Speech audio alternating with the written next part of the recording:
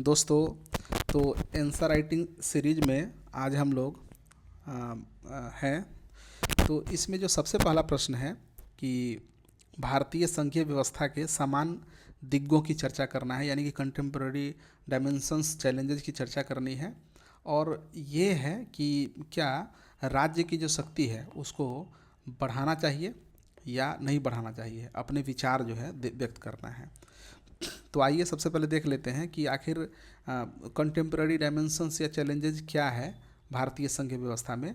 तो सबसे पहला है, यहाँ हम लोग देख रहे हैं कि सहकारी संघवाद बनाम प्रतिस्पर्धी संघवाद। नीति आयोग, जीएसटी परिषद आदि ने सहकारी संघवाद को संस्थागत रूप दिया है। ठीक है, सहकारी संघवाद का अर्थ आप लोग जानते होंगे कि ऐसी व्यवस्था हो कि इसमें राज्य और केंद्र दोनों का सह अस्तित्व हो, समान रूप से हो। तो क्या है, एक दूसरे के सहयोगात्मक रवैये पर आधारित हो, तो वो सहकारी संघवाद कहा जाता है। तो ये नीति आयोग, जीएसटी परिषद, ये सभी सहकारी संघवाद को संस्थागत रूप प्रदान करते हैं। साथ ही निवेश, रैंकिंग, सुधारों में प्रतिस्पर्धा संघवाद, इससे प्रतिस्पर्धी संघवाद जो है इसे बढ़ा है। ठीक है, निवेश, रैंकिंग, सुधारों में क्या हुआ, प्रतिस्पर्धी संघवाद बढ़ा है। समस्या तब आती है जब सहयोग की जगह नीति थोपने की भावना दिखती है। ठीक है, तो यहाँ पर चैलेंजेज यही है कि जब समस्या तब आती है जब यहाँ पर सहकारी संघवाद का उल्लंघन होता है और नीति को थोपने की भावना दिखाई देती है। तो पहला तो ये है। दूसरा हम लोग देखें तो वित्तीय केंद्रीकरण। ठीक है, इसमें क्या है कि जीएसटी के बाद क्या हुआ कि राज्यों की कर स्वायत्तता जो है उसमें कमी आई। जीएसटी क्षतिपूर्ति में देरी, अनिश्चितता होती है। तो इससे क्या होता है, केंद्रीय उपकर, शेष व अधिभार का बढ़ता उपयोग, ये सभी क्या है, वित्तीय केंद्रीकरण को बढ़ाया है और कहीं ना कहीं इस संघवाद के लिए एक चुनौतीपूर्ण बात है। तीसरा देखें तो राज्यपाल की भूमिका। राज्यपाल का जो पद है उस पर केंद्र के एजेंट की तरह व्यवहार करने का आरोप लगाया जाता है। सरकार गठन, विधेयक रोकना, जैसा कि आपने अभी तमिलनाडु वाला मामला देखा होगा, विधेयक रोकना, कुलपति नियुक्ति जैसे मुद्दों में टकराव। अभी कुछ दिन पहले आपने देखा होगा पश्चिम बंगाल में कुलपति की नियुक्ति के लिए जो राज्य और केंद्रों के बीच टकराव की स्थिति देखने को मिली थी। तो इस प्रकार से हम क्या देख रहे हैं कि राज्यपाल की भूमिका कहीं ना कहीं ये आज के भारतीय संघीय व्यवस्था के लिए चुनौतीपूर्ण बात है। तो इससे क्या होता है, संघीय संतुलन में कहीं ना कहीं तनाव पैदा होता है। चौथा देखें, विधायी अतिक्रमण। समवर्ती सूची के विषय पर केंद्र का बढ़ता हस्तक्षेप, शिक्षा हो, जैसे कि आपने त्रिभाषा फार्मूला के बारे में देखा होगा, स्वास्थ्य हो, कोविड-19 के दौरान जो केंद्र अपने जिम्मे जो है स्वास्थ्य संबंधी जो अधिकार है हस्तक्षेप किया उसमें। तो शिक्षा, स्वास्थ्य, कृषि जैसे क्षेत्रों में केंद्रीय कानून नीतियाँ बनाई गई। इससे क्या हुआ कि राज्यों की नीति निर्माण स्वतंत्रता जो है वो सीमित हो गई। तो कहीं ना कहीं संघीय व्यवस्था को इससे आघात पहुंचता है। इसके बाद देखें तो अनुच्छेद 356 और संघीय नैतिकता, यद्यपि प्रयोग घटा है पर राजनीतिक आशंकाएं बनी रहती है। एसआर बोम्मई और नवाब राबिया वाद ने इसकी सीमाएं तय की। छठा देखें, आंतरिक सुरक्षा और कानून व्यवस्था। पुलिस राज्य सूची का विषय है, फिर भी एनआईए, अर्धसैनिक बलों की तैनाती से केंद्र राज्य तनाव बनी रहती है। इसके बाद देखें, आपदा प्रबंधन और स्वास्थ्य। कोविड-19 ने दिखाया कि स्वास्थ्य राज्य सूची होते हुए भी आपात स्थितियों में केंद्रीय निर्देशन हावी रहे। तो इस प्रकार से हम लोग देख रहे हैं कि वर्तमान जो चुनौतियां हैं, सामयिक दिग्ग हैं, वो इस प्रकार से देखने को मिला कि सहकारी संघवाद बनाम प्रतिस्पर्धी संघवाद, वित्तीय केंद्रीकरण, राज्यपाल की भूमिका, विधायी अतिक्रमण, अनुच्छेद 356 और संघीय नैतिकता। इसके अलावा देखिए आंतरिक सुरक्षा और कानून व्यवस्था, आपदा प्रबंधन और स्वास्थ्य। अब हम देखते हैं कि दूसरा प्रश्न का जो दूसरा भाग था वो ये था कि क्या राज्यों को अधिक क्षमता की आवश्यकता है या अधिक जो है अधिकार देने की आवश्यकता है या नहीं है। तो मैंने जो मत लिया है उसमें है कि हाँ, राज्यों को क्षमता की स्पष्ट और बहुआयामी आवश्यकता है। ठीक है, तो किस प्रकार से आवश्यकता है, तो वित्तीय क्षमता, स्वतंत्र राजस्व स्रोत होना चाहिए, समय पर जीएसटी क्षतिपूर्ति जो है उसको प्राप्त हो राज्यों को, और उधार लेने में लचीलापन। आपको पता होगा कि उधार लेने की जो क्षमता है राज्यों के लिए सीमित कर दी गई है। इसमें क्या होता है कि जो विकासशील राज्य हैं उनको विकास जो विकास में बाधा पहुंचती है। तो वित्तीय क्षमता एक तो ये है, मिलनी चाहिए। स्वतंत्र राजस्व स्रोत होना चाहिए, समय पर जीएसटी क्षतिपूर्ति और उधार लेने में लचीलापन होनी चाहिए। प्रशासनिक क्षमता, इसमें क्या है कि प्रशिक्षित मानव संसाधन हो, अखिल भारतीय सेवाओं पर राज्य का प्रभावी नियंत्रण हो। तो एक ये भी आलोचना की जाती है अखिल भारतीय सेवाओं के लिए कि अखिल भारतीय सेवाओं में क्या होता है कि सेवा तो राज्य की करते हैं जो भी अधिकारी, इसमें जो संबंधित अधिकारी कर्मचारीगण होते हैं, लेकिन उनको सैलरी वगैरह सब मिलता है वो केंद्र सरकार का। तो ये है, एक नियंत्रण होना चाहिए, राज्य का प्रभावी नियंत्रण होना चाहिए, और डिजिटल और संस्थागत दक्षता होनी चाहिए। तो ये प्रशासनिक क्षमता है जो बनाने की आवश्यकता है। फिर उसके बाद है विधायी और नीतिगत क्षमता प्रदान करने की आवश्यकता है। स्थानीय आवश्यकताओं के अनुरूप नीति निर्माण, केंद्र की नीतियों को अनुकूलित करने की शक्ति होनी चाहिए। संस्थागत क्षमता में देखें तो अंतर्राज्यीय परिषद, क्षेत्रीय परिषद को सक्रिय बनाना, ठीक है, राज्यों के बीच सर्वोत्तम व्यवहारों का आदान प्रदान करना। तो ये सभी कुछ बातें हैं जो राज्यों को क्षमता विकसित करने की आवश्यकता है। तो इस प्रकार से हम क्या देखें कि भारतीय संघीय व्यवस्था स्थिर नहीं बल्कि डायनेमिक है, गतिशील है। समकालीन चुनौतियों के संदर्भ में देखें तो केंद्र को सहयोग और संयम, राज्यों को क्षमता, उत्तरदायित्व और नवाचार की आवश्यकता है। मजबूत राज्य ही मजबूत संघ का आधार होते हैं। अतः संघीय संतुलन बनाए रखने के लिए राज्यों की क्षमता वृद्धि अनिवार्य है। ठीक है, अर्थात हम ये कह सकते हैं कि केंद्र और राज्य के बीच भाई भाई का संबंध होना चाहिए, यानी कि बड़े भाई के रूप में केंद्र को सामने आना चाहिए, ताकि जो छोटे भाई है उसका अतिक्रमण नहीं हो सके, और अगर उसको ज़रूरत हो तो कहीं ना कहीं केंद्र सरकार उसको और शक्ति प्रदान करे। तो इस प्रकार से दोस्तों हम लोगों ने ये प्रश्न देखा। अब आगे बढ़ते हैं और हम लोग इसके भारत में जो केंद्र और राज्यों के बीच जो संबंध है इसको हम लोग जो है विस्तार पूर्वक पढ़ते हैं। ठीक है, तो सबसे पहले हम ये पढ़ें कि आखिर केंद्र और राज्यों के बीच टकराव की स्थिति पैदा होती कहाँ कहाँ है। ठीक है, भारत में ऐसी स्थिति कब पैदा होती है जब ये टकराव की स्थिति में आते हैं। तो आइए हम लोग देखें। तो सबसे पहला है संवैधानिक एवं संस्थागत मुद्दे। इसमें है संवैधानिक संस्थागत मुद्दे में राज्यपाल की भूमिका। तो इसमें राज्यपाल की भूमिका में क्या है, नियुक्ति प्रक्रिया, विवेकाधीन शक्तियों का प्रयोग। तो ये सभी क्या है कि राज्यपाल की भूमिका को कहीं ना कहीं ये आपको केंद्र और राज्यों के बीच संघर्ष को जन्म देते हैं। नियुक्ति प्रक्रिया में क्या होती है कि राज्यों का आरोप है कि राज्यपाल केंद्र के एजेंट के रूप में कार्य करता है और विवेकाधीन शक्तियों का प्रयोग करता है। विधेयक जो विधानसभा से विधेयक पास होते हैं उसे आरक्षित करने, सरकार बनाने में देरी करने, ये सभी। और आपने अभी जो हाल का मामला आपने सुना होगा, ये तो पुराना मामला है। ठीक है, केरल, पश्चिम बंगाल, पंजाब में राज्यपाल सरकार तनाव और कुलपतियों को नियुक्ति को लेकर विवाद। लेकिन अभी जो रिसेंटली मामला है वो तमिलनाडु से आपने देखा होगा कि किस प्रकार से एन रवि जो वहाँ के राज्यपाल हैं उन्होंने किस प्रकार से विधेयक को राष्ट्रपति के पुनर्विचार के लिए रख लिया, और इसकी कोई समय सीमा नहीं थी। और अनुच्छेद 200 में आपको पता होगा कि 200 में इसका उल्लेख किया गया है कि राज्यपाल ऐसा रख सकता है। लेकिन सुप्रीम कोर्ट ने ये जो तमिलनाडु का मामला था, तमिलनाडु सरकार इसके अगेंस्ट में गई, तो तमिलनाडु सरकार के पक्ष में उन्होंने फैसला सुनाया सुप्रीम कोर्ट ने, और कहा कि एक समय सीमा होनी चाहिए राज्यपालों को विधेयक को अपने पास रखने की या राष्ट्रपति के लिए पुनर्विचार करने की। तो इस प्रकार से कहीं ना कहीं टकराव देखने को यहाँ पर मिला। फिर दूसरा हम देखें राज्यपाल भूमिका के अलावा अनुच्छेद 356 का प्रयोग। तो क्या होता है कि हालांकि पहले तो काफ़ी होता था, राज्य सरकारों को बर्खास्त करना अक्सर राजनीतिक आधार पर प्रयोग का आरोप लगता है। और न्यायिक हस्तक्षेप में देखें तो एसआर बम्बई केस आपने देखा होगा कि जिसमें कि ये जो 356 का मामला है, अनुच्छेद 356 का प्रयोग किया गया, परंतु क्या है, विवाद बने रहते हैं। ठीक है, ये राष्ट्रपति शासन के ये है कि हमेशा जो है चाहे तो ऐसे कोई राष्ट्रपति शासन ऐसे, मानी कि एसआर बम्बई केस से क्या हुआ कि 356 के प्रयोग को सीमित करने का प्रयास किया गया। फिर आगे देखें तो हमने अभी देखा संवैधानिक और संस्थागत मुद्दों पर कहाँ कहाँ टकराव होता है। दूसरा देखें वित्तीय और आर्थिक मुद्दों पर। वित्तीय मुद्दों में देखें तो संसाधनों का बंटवारा, वित्त आयोग की सिफारिशों पर विवाद, राज्यों को लगता है केंद्र को अधिक हिस्सा मिलता है। ठीक है, जीएसटी मुआवजा देखें तो कोविड-19 के दौरान देरी और कम भुगतान का विवाद सामने आया। करों का वितरण, राज्यों को लगता है कि उनकी राजस्व स्वायत्तता सीमित हो रही है। तो इस प्रकार से कहीं ना कहीं संसाधनों के बंटवारे पर हमेशा विवाद चलता रहता है।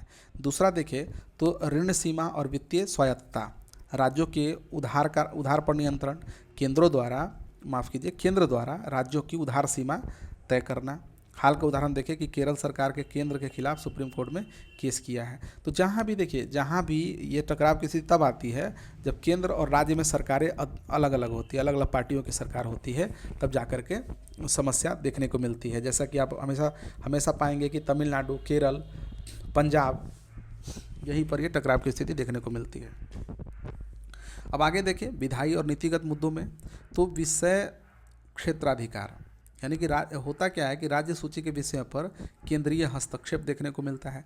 शिक्षा नीति, राष्ट्रीय शिक्षा नीति 2020, स्वास्थ्य, महामारी अधिनियम 1897 का प्रयोग, कृषि अब चूंकि रद्द हो गया है ये कानून, पुलिस और कानून व्यवस्था, बीएसएफ का अधिकार क्षेत्र विस्तार। तो इस प्रकार से कहीं ना कहीं राज्य सूची के विषय पर केंद्रीय हस्तक्षेप देखने को मिलता है, जिससे केंद्र और राज्यों के बीच जो संबंध है वो कहीं ना कहीं उसकी संघीय शक्ति कमजोर हो जाती है। फिर आगे देखें केंद्रीय कानूनों का विरोध, हाल के उदाहरण में देखें तो ये सब जो कि पुराना मामला है, नागरिक संशोधन अधिनियम, राष्ट्रीय जांच एजेंसी एनआईए अधिनियम, तीनों कृषि कानून, पंजाब हरियाणा राजस्थान, सबका विरोध। फिर देखें तो प्रशासनिक एवं सुरक्षा संबंधी मुद्दे, तो ये क्या है, ऑल इंडिया सर्विसेज, यहाँ पर कहीं ना कहीं टकराव की स्थिति देखने को मिलती है। नियुक्ति और नियंत्रण देखें तो राज्यों का आरोप है कि आईएएस आईपीएस अधिकारी केंद्र के प्रति वफादार रहते हैं, ठीक है, और ये प्रतिनियुक्ति जब की जाती है केंद्र द्वारा, राज्य कैडर के अधिकारियों का अधिक प्रयोग होता है। फिर दूसरा देखिए सुरक्षा बलों की तैनाती, केंद्रीय सशस्त्र बलों की तैनाती राज्यों की सहमति के बिना, ठीक है। बीएसएफ का अधिकार क्षेत्र 2021 में 50 किलोमीटर तक बढ़ाया गया, पश्चिम बंगाल, पंजाब ने इसका विरोध किया। अर्धसैनिक बलों की भूमिका, राज्य पुलिस के स्थान पर अर्धसैनिक बलों की भूमिका। तो इस प्रकार सुरक्षा बलों की तैनाती है, यहाँ पर भी कहीं ना कहीं टकराव की स्थिति देखने को मिलती है। फिर देखिए विकास और योजना संबंधी मुद्दे, केंद्रीय योजनाओं का कार्यान्वयन, राज्यों की भूमिका सीमित, केंद्र प्रायोजित योजनाएं होती है। ये जो केंद्र प्रायोजित योजनाओं में क्या होता है, ये देखिए सेंट्रल स्पॉन्सर्ड स्कीम है, तो केंद्र प्रायोजित योजनाओं में राज्यों की भूमिका सीमित होती है। फिर वित्त पोषण पैटर्न, राज्यों को अतिरिक्त वित्तीय भार, हाल का उदाहरण देखिए Ayushman Bharat, smart city mission, ठीक है, तो ये सभी। अब संरचना विकास में देखिए राष्ट्रीय परियोजना, भूमि अधिग्रहण, पर्यावरण मंजूरी में राज्यों की भूमिका, हाईवे, रेलवे परियोजना, केंद्र और राज्यों के बीच समन्वय की कमी देखने को मिलती है। पर्यावरण और संसाधन संबंधी मुद्दों को देखें तो नदी जल विवाद, अंतर्राज्यीय नदियाँ जैसे कावेरी, कृष्णा, गोदावरी, महानदी विवाद चलता रहता है। केंद्र की भूमिका मध्यस्थता या ट्रिब्यूनल गठन में देरी इसके वजह से होता है। पर्यावरण मंजूरी में देखें तो केंद्रीय नियंत्रण, पर्यावरण मंत्रालय द्वारा परियोजनाओं की मंजूरी की जाती है। राज्यों की चिंता कि विकास परियोजनाओं में देरी होती है इससे। फिर देखिए राजनीतिक और सांस्कृतिक मुद्दे, तो इसमें क्या होता है कि भाषा और संस्कृति के आधार पर कहीं ना कहीं टकराव देखने को मिलता है। जैसे हिंदी को बढ़ावा, दक्षिण राज्यों में विरोध इसका होता है। त्रिभाषा फार्मूला के आधार पर जो अभी विरोध हुआ कुछ दिन पहले, तो वो देखने को मिला। सांस्कृतिक पहचान को लेकर के क्षेत्रीय संस्कृति बनाम राष्ट्रीय एकता पर बहस जो है छिड़ जाती है। क्षेत्रीय दलों के साथ संबंध देखने को मिलता है, यानी विपक्षी राज्य सरकारों के साथ भेदभाव का आरोप लगता है। वित्तीय भेदभाव गैर भाजपा शासित राज्यों के साथ। और नए उभरते मुद्दों को देखें तो डिजिटल शासन, डेटा संप्रभुता, राज्यों का डेटा केंद्र के पास, डिजिटल नीतियाँ, डेटा संग्रह और ई गवर्नेंस में केंद्रीकरण। स्वास्थ्य संकट प्रबंधन में देखें तो महामारी प्रबंधन, कोविड-19 के दौरान केंद्र राज्य में तनाव देखने को मिला। वैक्सीन वितरण में देखें तो केंद्रीकृत प्रणाली पर विवाद। पता है कि आपको कि स्वास्थ्य जो है वो राज्य सूची का विषय है। तो इस प्रकार से नौवां देखें तो संस्थागत तंत्र की कमजोरियाँ, अंतर्राज्यीय परिषद, निष्क्रियता। 1990 में स्थापना के बाद मात्र इसकी 11 बैठक मात्र हुई है, ठीक है। सीमित प्रभावकारिता, विवाद समाधान में कम भूमिका। क्षेत्रीय परिषद की भूमिका देखें तो सिफारिश के गैर बाध्यकारी है, कार्यान्वयन सुनिश्चित नहीं। तो इस प्रकार क्या देखते हैं कि केंद्र राज्य टकराव के मूल अगर मैं देखें तो निम्नलिखित कारक दिखाई दे रहे हैं। पहला, संवैधानिक धुंधलापन, यानी कुछ शक्तियों का स्पष्ट विभाजन न होना। दूसरा देखें तो वित्तीय असंतुलन, राज्य केंद्र पर वित्तीय रूप से निर्भर होते हैं। राजनीतिक विभाजन, यानी केंद्र और राज्यों में अलग अलग दलों की सरकारें। संघीय संस्कृति का अभाव, यानी सहयोग के बजाय प्रतिस्पर्धा की मानसिकता। फिर बदलती राजनीतिक गति की क्षेत्रीय दलों का उदय और राष्ट्रीय दलों का क्षेत्रीयकरण। तो ये है। और समाधान के भी उपाय दिए गए हैं। तो समाधान का उपाय क्या है कि संवैधानिक संस्थाओं को मजबूत करना, वित्तीय स्वायत्ता बढ़ाना, अंतर्राज्यीय परिषद को सक्रिय करना और राज्यपाल के पद में सुधार करना आवश्यक है, ताकि सहकारी संघवाद की मूल भावना को मजबूत किया जा सके। तो हमने ये पढ़ा कि कहाँ कहाँ पर केंद्र और राज्यों के बीच टकराव की स्थिति देखने को मिलती है। अब आगे बढ़ते हैं और देख लेते हैं केंद्र राज्य संबंधों से संबंधित संवैधानिक प्रावधान और समितियां कौन कौन सी है, इसे देख लेते हैं। तो सबसे पहला क्या है कि भाग 11 में है संघ और राज्यों के बीच संबंध, अनुच्छेद 245 से लेकर अनुच्छेद 263 तक। ठीक है। तो इसमें क्या है कि अध्याय 1 में विधायी संबंधों की चर्चा की गई है। ठीक है। विधायी संबंध 245 से लेकर 255 तक।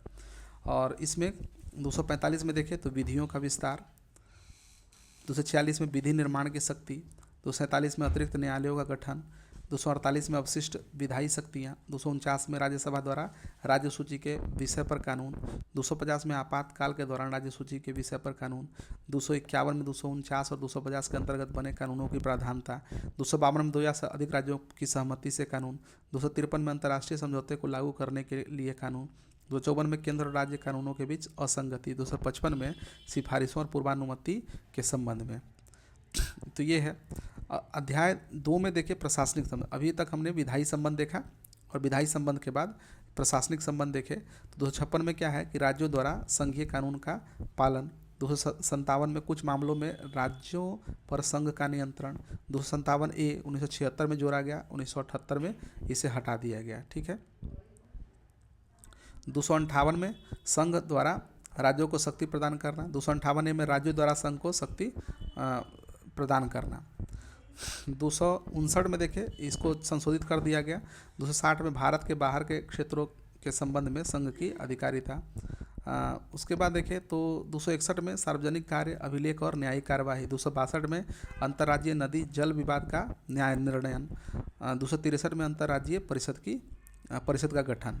तो इस प्रकार से 263 तक हम लोगों ने देखा यहाँ पर। तो 245 से लेकर 263 तक इसमें ये संघ राज्य संबंधों के बारे में चर्चा की गई है। भाग 12 में देखिए वित्त, संपत्ति, संविदाएं और बाद में 264 से लेकर के 300A तक है इसका। तो इसमें देखें अध्याय 1 में वित्त है, अनुच्छेद 264 में देखें व्याख्या की गई है। 265 में करों का विधि के प्राधिकार के बिना अधिरोपण नहीं, 266 में भारत और राज्य की संचित निधियाँ, 267 में आकस्मिक निधियाँ, 268 में केंद्र द्वारा लगाए गए राज्यों पर संग्रहित किए जाने वाले कर, 269 में केंद्र द्वारा लगाए और संग्रहित किंतु राज्यों को सौंपे जाने वाले कर, 270 में क्या है केंद्र द्वारा लगाए और संग्रहित किंतु केंद्र और राज्यों के बीच वितरित किए जाने वाले कर, 271 में कुछ करों पर केंद्र द्वारा अधिभार, 272 में 272 को हटा दिया गया चूँकि जीएसटी आ गया, जीएसटी के बाद हटा दिया गया। 273 में जूट और जूट उत्पादों पर निर्यात शुल्क के संदर्भ में असम को अनुदान।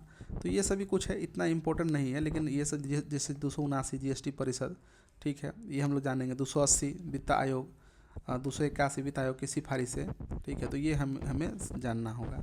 अन्य अगर प्रासंगिक अनुच्छेद देखें तो इससे जुड़ा हुआ 368 आप जानते हैं संविधान संशोधन की प्रक्रिया, राज्य विधानमंडलों की भूमिका, इसमें महत्व है। 355 देखें तो राज्यों को बाह्य आक्रमण और आंतरिक अशांति से बचाने का संघ का कर्तव्य है। 356 देखें तो राज्य में संवैधानिक तंत्र के विफल होने पर राष्ट्रपति शासन, विवादास्पद प्रावधान है ये। 360 देखें तो वित्तीय आपातकाल इसमें वर्णित है। तो ये था अनुच्छेद जो कहीं ना कहीं केंद्र और राज्य से संबंधित थे। अब हम लोग आगे बढ़ते हैं और देखते हैं केंद्र राज्य संबंधों से संबंधित जो प्रमुख समितियां हैं उसे देख लेते हैं।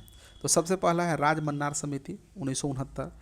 इसका गठन तमिलनाडु सरकार द्वारा किया गया और अध्यक्ष कहें तो पीवी राज मन्नार यानी कि पूर्व मुख्य न्यायाधीश पीवी राज मन्नार इसकी अध्यक्षता किया इन्होंने। और प्रमुख सिफारिशें क्या थी कि अनुच्छेद 356 का उन्मूलन किया जाए, राज्यपाल पद का उन्मूलन या सीमित शक्तियां दी जाए, राज्यों को अधिक स्वायत्तता मिलनी चाहिए, अखिल भारतीय सेवाओं का विरोध किया गया और संसद की राज्य सूची में हस्तक्षेप की शक्ति को सीमित किया जाए। ये सिफारिशें थी।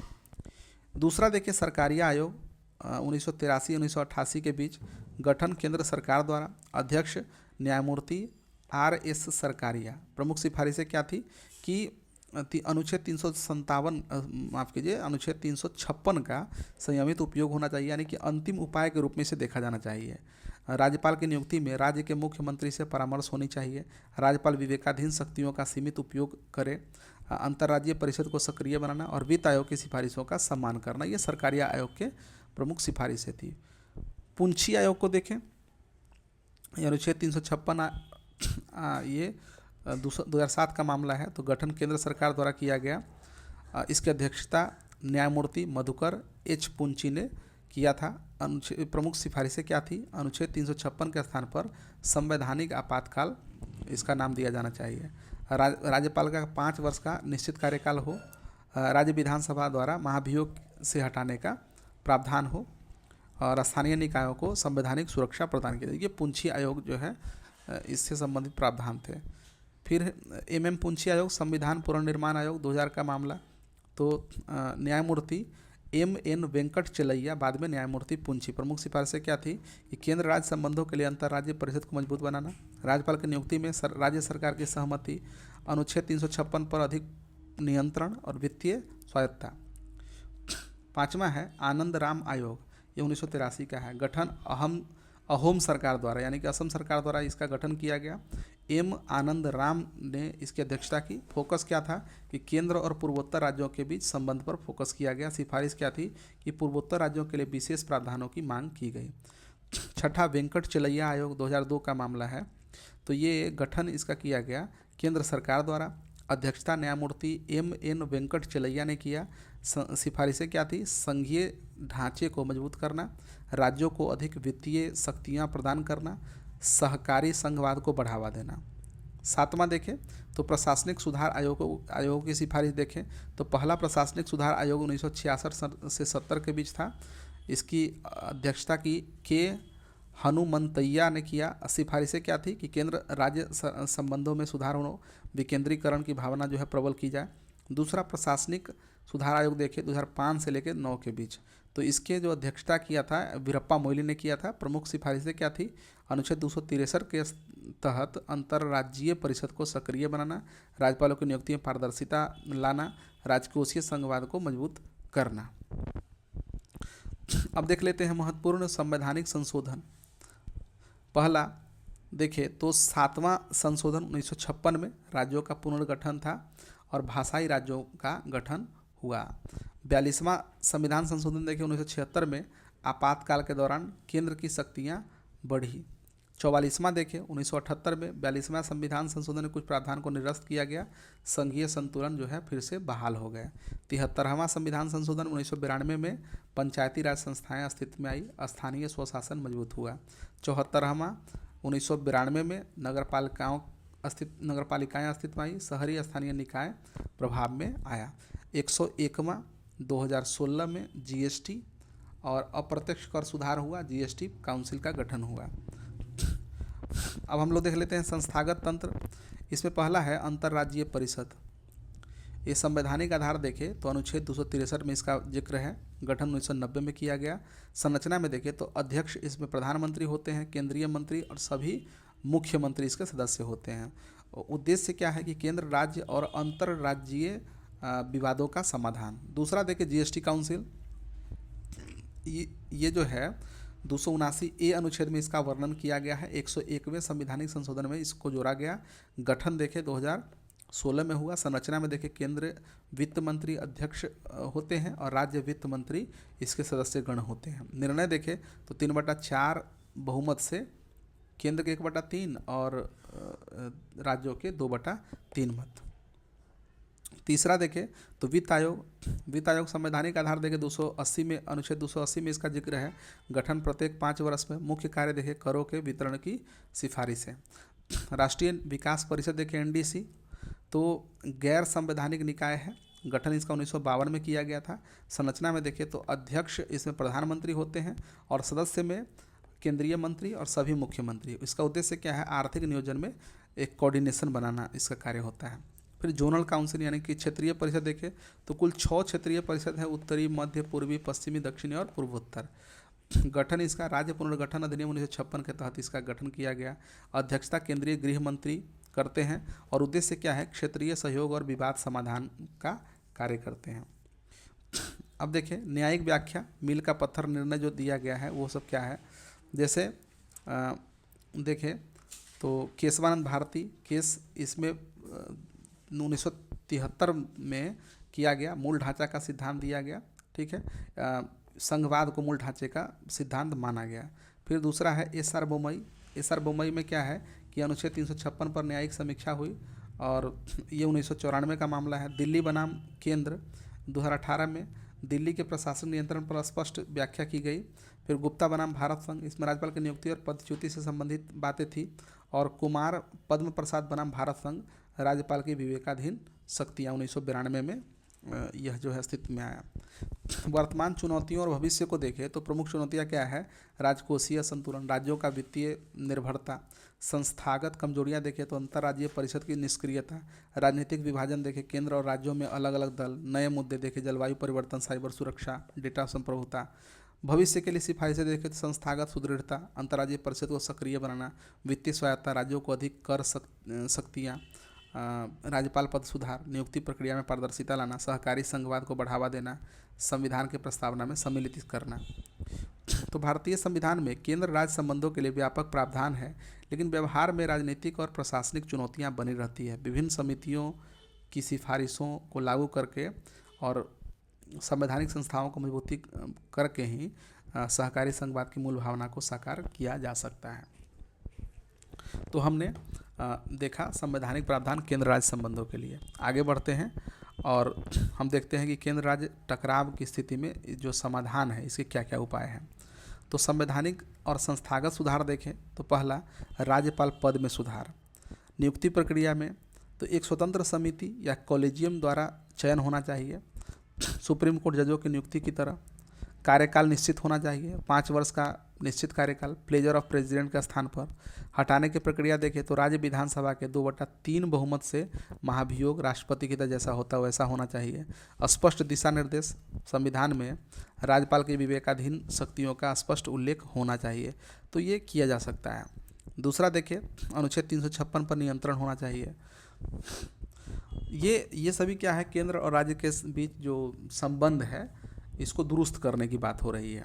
तो अनुच्छेद 356 पर नियंत्रण, स्वतः क्रियाशील सुरक्षा तंत्र, स्वतः समाप्ति 6 महीने में, ठीक है, संसद के दोनों सदनों में 2/3 बहुमत से ही विस्तार संभव हो, राज्य विधानसभा भंग होने पर तुरंत चुनाव की तैयारी अनिवार्य हो, न्यायिक पूर्वानुमति जरूरी है, सुप्रीम कोर्ट की 5 न्यायाधीश पीठ से पूर्व स्वीकृति हो तब जाकर के ये राष्ट्रपति शासन लागू हो, ऐसा सुझाव दिया जा सकता है। तटस्थ तथ्य खोज दल, राष्ट्रपति द्वारा नियुक्त स्वतंत्र समिति की रिपोर्ट अनिवार्य हो। दूसरा देखें तो वित्तीय स्वायत्ता एवं न्याय, तो क्या है, कराधान शक्तियों का पुनर्वितरण, राज्यों को अतिरिक्त कर स्रोत, सेवा कर, पेशेवर कर यानी प्रोफेशनल टैक्स जिसको कहते हैं आदि पर अधिकार। जीएसटी में लचीलापन होना चाहिए, राज्यों को कुछ वस्तुओं पर अतिरिक्त कर लगाने की छूट होनी चाहिए। स्थानीय कर, संपत्ति कर, मनोरंजन कर आदि पर पूर्ण नियंत्रण होना चाहिए राज्यों का।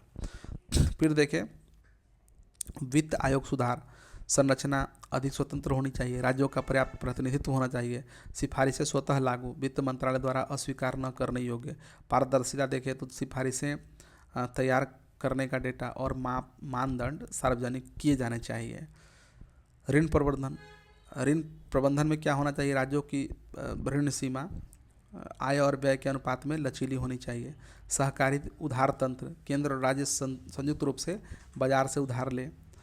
तीसरा देखें तो संस्थागत तंत्र को मजबूत करना, अंतर्राज्यीय परिषद की सक्रियता यानी कि नियमित बैठकें, कम से कम वर्ष में 2 बार बैठक अनिवार्य रूप से होनी चाहिए। अधिकार क्षेत्र देखें तो विवाद समाधान के निर्णय बाध्यकारी, सचिवालय सुदृढ़, स्वतंत्र सचिवालय, पर्याप्त कर्मचारी, ये सभी। उसके बाद देखें तो राजनीतिक प्रतिनिधित्व, सभी मुख्यमंत्री सदस्य, रोटेशनल अध्यक्षता। फिर उसके बाद देखें तो संस्थागत तंत्र को मजबूत करने में क्षेत्रीय परिषदों का पुनर्गठन होना चाहिए। निर्माण कार्यान्वयन, केंद्र द्वारा समयबद्ध कार्यान्वयन अनिवार्य, बजट आवंटन, स्वतंत्र बजट और प्रशासनिक शक्तियाँ, सी देखे विशेषज्ञ आयोग का ये गठन, अस्थायी विशेषज्ञ समिति, केंद्र राज्य संबंधों पर निगरानी और सिफारिश, राज्य विकास परिषद, आर्थिक नियोजन में राज्यों की भागीदारी सुनिश्चित होनी चाहिए। अब देखें चौथा कि प्रशासनिक सुधार। प्रशासनिक सुधार में देखें तो अखिल भारतीय सेवाओं में सुधार होनी चाहिए। किस प्रकार से? तो कैडर नियंत्रण, राज्यों को अपने कैडर अधिकारी पर अधिक नियंत्रण होना चाहिए। प्रतिनियुक्ति नीति, ये इसमें क्या है कि राज्यों की सहमति के बिना केंद्रों में प्रतिनियुक्ति नहीं। राज्य पुलिस सेवा, अखिल भारतीय पुलिस सेवा के समानांतर मजबूत राज्य सेवा हो। फिर देखें तो केंद्रीय सशस्त्र बलों की भूमिका स्पष्टीकरण, प्रोटोकॉल विकास, राज्यों में तैनाती के लिए स्पष्ट दिशा निर्देश। फिर संयुक्त कमान, राज्य पुलिस और केंद्रीय बलों के बीच एक समन्वय तंत्र होना चाहिए। पांचवा देखें विधायी और नीतिगत सुधार में तो विषयों का पुनर्वर्गीकरण, 7वीं अनुसूची की समीक्षा हो, शिक्षा स्वास्थ्य जैसे विषयों पर राज्यों को अधिकार अधिक मिलनी चाहिए। नई स्थानीय सरकार सूची का सृजन हो, समवर्ती सूची में कमी, स्पष्ट रूप से राष्ट्रीय महत्व के विषय ही समवर्ती सूची में रखे जाएं। फिर देखें तो कानून निर्माण प्रक्रिया, राज्यों से परामर्श अनिवार्य होनी चाहिए। समवर्ती सूची के विषय पर कानून बनाने से पहले राज्य विधानसभा की स्वीकृति हो कुछ विषयों पर केंद्रीय कानून बनाने के लिए। इसके बाद देखें तो राजकोषीय संघवाद को मजबूत करना, जीएसटी परिषद में सुधार करके। निर्णय प्रक्रिया, एक राज्य एक वोट सर्वसम्मति से महत्वपूर्ण निर्णय हो। मुआवजा तंत्र स्वचालित और समयबद्ध भुगतान की व्यवस्था हो। इसके बाद देखें तो राज्यों के बीच संसाधन साझाकरण हो। अंतर्राज्यीय व्यापार आयोग, वाणिज्य और व्यापार विवादों के निपटान हेतु संयुक्त विकास परियोजना, राज्यों के बीच लागत और लाभ जो है साझा करने का तंत्र। फिर न्यायिक एवं विवाद समाधान तंत्र देखें तो विशेष संवैधानिक पीठ, इसमें कि केंद्र राज्य विवादों के लिए विशेष बेंच, सुप्रीम कोर्ट में अस्थायी संविधान पीठ, त्वरित न्याय, 6 महीने में निर्णय की समय सीमा हो। वैकल्पिक विवाद समाधान देखें एडीआर, तो मध्यस्थता केंद्र राज्य विवादों के लिए विशेष मध्यस्थता तंत्र हो। तकनीकी विशेषज्ञ समितियां, जल सीमा जैसे तकनीकी विवादों के लिए। 8वां देखें तो राजनीतिक संस्कृति में परिवर्तन, सहकारी राजनीति को बढ़ावा मिलनी चाहिए। राष्ट्रीय एकता परिषद, सभी दलों का प्रतिनिधित्व, राष्ट्रीय मुद्दों पर चर्चा, राज्य नेताओं का सम्मेलन हो, प्रधानमंत्री द्वारा नियमित बैठकें होनी चाहिए। फिर उसके बाद है विकास में भागीदारी, राज्य विशेष विकास पैकेज केंद्र और राज्य संयुक्त रूप से तैयार करें। सर्वोत्तम प्रथाओं का आदान प्रदान, राज्यों के बीच सफल मॉडल साझा करना। 9वां देखें तो प्रौद्योगिकी एवं पारदर्शिता उपयोग, डिजिटल प्लेटफॉर्म, केंद्र राज्य समन्वय पोर्टल, सभी योजनाओं, भुगतानों, अनुमोदनों का एकीकृत प्लेटफॉर्म होना चाहिए। रियल टाइम डेटा शेयरिंग व्यवस्था होनी चाहिए। वित्तीय और प्रशासनिक डेटा का पारदर्शी साझाकरण हो। प्रदर्शन आधारित प्रोत्साहन देखें तो राज्य विकास सूचकांक, निष्पक्ष मूल्यांकन प्रणाली, प्रोत्साहन निधि, बेहतर प्रदर्शन करने वाले राज्यों के लिए अतिरिक्त संसाधन। 10वां देखें तो दीर्घकालिक संरचनात्मक परिवर्तन होने चाहिए। इसमें कि सहकारी संघवाद को संवैधानिक मूल्य घोषित करना, संविधान की प्रस्तावना में संशोधन, सहकारी संघवाद को स्पष्ट उल्लेख करना चाहिए, मूल संरचना का हिस्सा हो, न्यायिक रूप से मान्यता प्राप्त।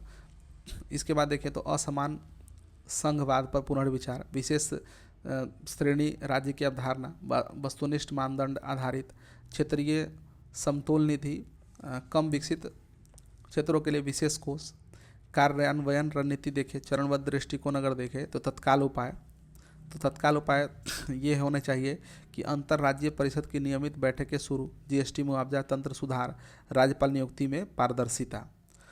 मध्यम अवधि में अगर सुधार जरूरी है तो संवैधानिक संशोधन प्रक्रिया शुरू, वित्त आयोग में सुधार, अखिल भारतीय सेवा सुधार, और दीर्घकालिक में चाहे देखें तो संविधान की 7वीं अनुसूची में संशोधन, संपूर्ण संघीय ढांचे का पुनर्गठन। तो निष्कर्ष में हम देखें तो केंद्र राज्य टकराव का समाधान, सहयोग, समन्वय और विश्वास के नए मॉडल पर निर्माण निर्भर करता है। आवश्यकता है कि संस्थागत सुदृढ़ता, मजबूत और स्वतंत्र संस्थाएं, दूसरा है वित्तीय न्याय, संसाधनों का न्याय संगत वितरण, तीसरा राजनीतिक इच्छा शक्ति, सभी दलों की सहमति में सुधार, नागरिक भागीदारी, जनता को संघीय संवाद में शामिल करना। तो इस प्रकार से भारत की विविधता में एकता को बनाए रखने के लिए लचीले परंतु मजबूत संघीय ढांचे की आवश्यकता है, जहां केंद्र और राज्य साझेदारी की भावना को से काम करें, न कि प्रतिस्पर्धा की भावना से। तो दोस्तों हम लोगों ने ये संघीय व्यवस्था के बारे में हम लोगों ने विस्तार पूर्वक पढ़ा।